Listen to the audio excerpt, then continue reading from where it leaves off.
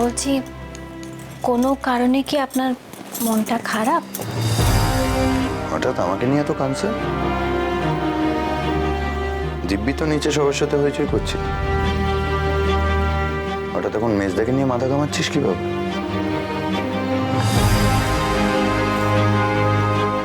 উজ্জয়িনীর সঙ্গে আপনার কথা হয়েছে? মানে থাক, মানেটা আর বোঝাতে হবে না। কি জানতে চাইছিস? আমি উজ্জয়িনীকে সরি বলেছি কিনা? বলেছি।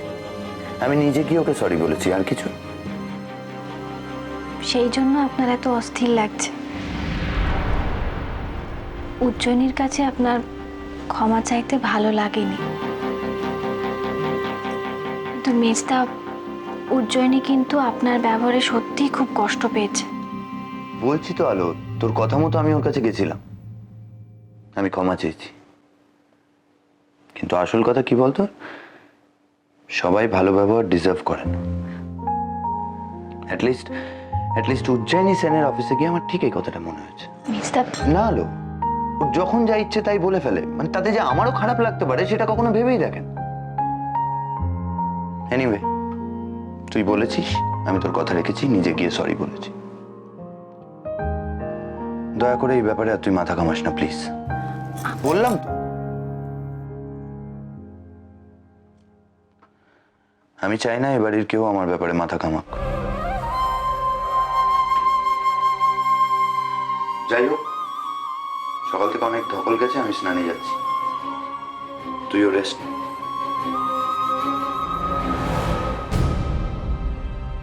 এই বাড়িতে খাবার খেলে তো সবাই অসুস্থ হয়ে পড়বে এবার। কতবার বলেছি কম তেলে রান্না করো, কেউ কোনো কথাই শুনছি না দেখছি। কম তেলেই রান্না করি তো দিদি। Shut up, just shut up. মুখে মুখে কথা বলছি। চিকেনে কতটা তেল ভাসছিল আজকে? কি ব্যাপারটা কি রেনি? তুমি চেঁচাচ্ছ কেন এরকম ভাবে? এটা বাড়ি, মাছের বাজার নয়। মালতী, তুমি যাও, ভেতরে যাও। কি হয়েছে? কি হয়েছে বলো? তোমার লোকজনদেরকে বলো একটুখানি কম তেলে রান্না করতে, তাহলেই কিছু হবে। ও, এটাই শুধুমাত্র ইস্যু তো, অন্য কোনো ব্যাপার নেই? অন্য কিছু হবে কেন? একটা বাড়ি, সেখানে কোনো রকম ডিসিপ্লিন নেই মামা। ওই দেখো, লুক এট দ্যাট। সকাল থেকে ম্যাগাজিনগুলো এখানে পড়ে আছে, কেউ সরায়নি পর্যন্ত। প্রত্যেক দিন ম্যাগাজিনগুলো তুমি ওখানে রাখো। হ্যাঁ ঠিক আছে, আমি রাখি, কিন্তু সরানোর দায়িত্ব ওর তো। কি ব্যাপার বলো তো তোমার? তুমি এরকম করছো কেন? আমি সত্যি কিন্তু বুঝতে পারছি না রিনি। রাইট, সব দোষ তো আমার। আমি চেঁচামেচি করি, আমি জঘন্য ব্যবহার করি, আমি ওই দুম করে এসে সরি বলতে পারি না, তো তাই সকলে আমাকে ভুল বোঝে। শোনো, আমি তোমার কোনো কথার মানেই বুঝতে পারছি না। কে কাকে সরি বলেছে, কি বলেছে, একটু গুছিয়ে বলবে? কে আবার বল? সৌগত মৈত্র ছাড়া কার সাহস আছে মামা? প্রথমে নিজের বাড়িতে ডেকে এনে আমাকে অপমান করো, তারপর আমার চেম্বারে এসে আমাকে sorry ball. Again he has started taking me for granted. যখন ইচ্ছে সরি, যখন ইচ্ছে অপমান। I'm not going to put up with this. Anyway, তুমি আবার এটা নিয়ে আপসেট হয়ে যেও না। সৌগত এসেছিল আমার চেম্বারে, আমি ওকে তাড়িয়ে দিয়েছি।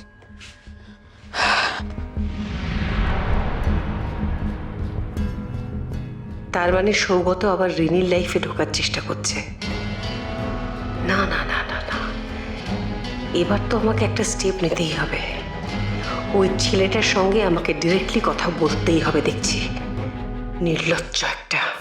উজ্জয়িনীটা পারেও বাবা, এত রাগ ওর মিটিয়ে নিলে পারে। কথা বলতে হবে ওর সাথে।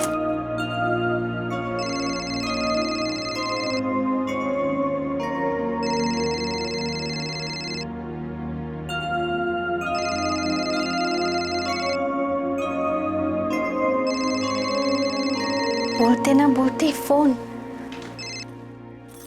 সৌগত, এটা কি ধরনের নাটক তোমার?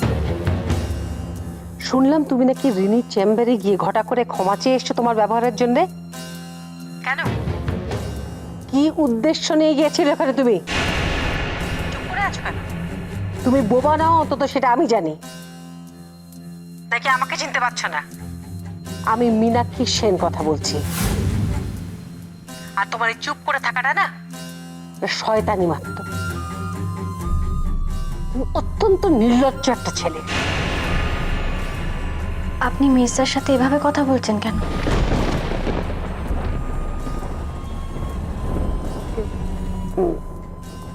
কে বলছো? আমি আলো। মিস্টার স্নানে গেছেন। আপনি এভাবে মিস্টার সাথে কথা বলছেন কেন? কোনো অধিকার নেই আপনার এভাবে কথা বলার। হ্যালো, আপনি আপনি শুনতে পান? হ্যালো। হ্যাঁ, আমি শুনছি। আলো, আসলে সৌগতর সাথে আমার বহুদিনের পরিচয়। আমি ওর সাথে নানান রকম ভাবেই কথা বলি। আর তাছাড়া আমি শুনলাম যে সৌগত নাকি রিনির চেম্বারে গিয়ে ক্ষমা চেয়ে এসছে। সেটা শুনে আমার মেজাজটা আরো গরম হয়ে গেল। সৌগতর মতন একটা ভালো ছেলে রিনির কাছে গিয়ে ক্ষমা চাইবে কেন? যাকে তুমি এর মধ্যে আবার নিজেকে জড়িয়ে ফেলো না, কেমন? আমি পরে না সৌগতর সাথে কথা বলে নেবো। আমি রাখছি।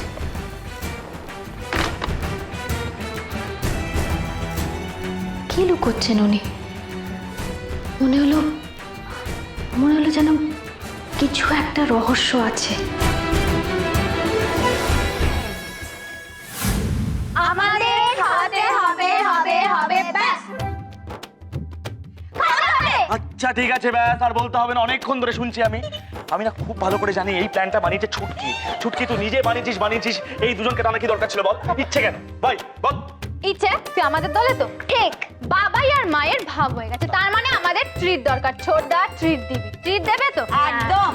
কিন্তু পিপি, আমি যদি আইসক্রিম খেতে চাই কিন্তু কেউ বারণ করতে পারবে না। আরে আইসক্রিম খেতে তোকে কে বারণ করবে? এখন তোকে তো আইসক্রিম দেওয়া হবে, ভীষণ ভাবে দেওয়া হবে। কে বারণ করবে? তোর মা?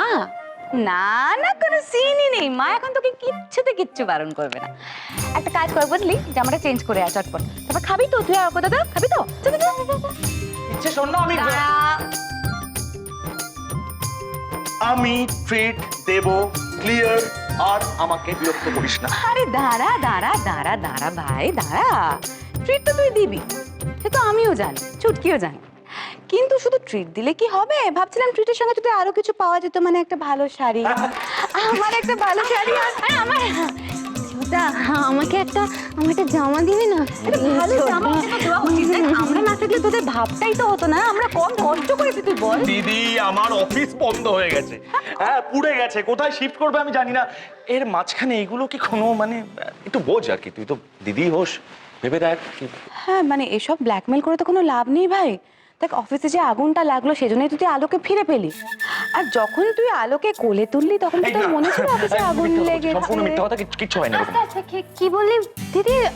কোলে, একেবারে কোলে, তো একেবারে সিনেমা রে। শুধু সিনেমা? তোকে আর কি বলবো ছুটকি, শুধু কি কোলে তুলেছে? তুই জানিস ভাই আলোর জন্য আগুনে ঝাঁপ দিয়েছে। আলোর দিকে কেঁদে কেটে অস্থির। আমি কাকে সামলা? আচ্ছা ঠিক আছে, আমি সব দেবো, তোরা যা যা চেয়েছিস সব কিছু দেবো। প্লিজ আমি একটু উপরে যাই দয়া করে। আহারে একেবারে তর সইছে না। কতক্ষণে ছোট বৌদির কাছে গিয়ে বলবে আলো। আহারে একটু পরে দিদি থাকবে না, তখন আমার হাতে কেউ বাঁচাবে না। বাজা আমাকে বাজা। এই আমি ছোট বৌদিকে কিন্তু সব বলে দেবো, বুঝেছিস? আর ছোট বৌদি তখন তোকে বলবে সৌরভ তুমি আর কিন্তু আমার ঘরে ঢুকবে না। এভাবে বলে না ছোট বৌদি? ছুটকি, তোর সঙ্গে পরে আমি বোঝাপড়া করে নিচ্ছি। হ্যাঁ যা ভাই যা। আলো আমি আসছি আলো, আমি আসছি।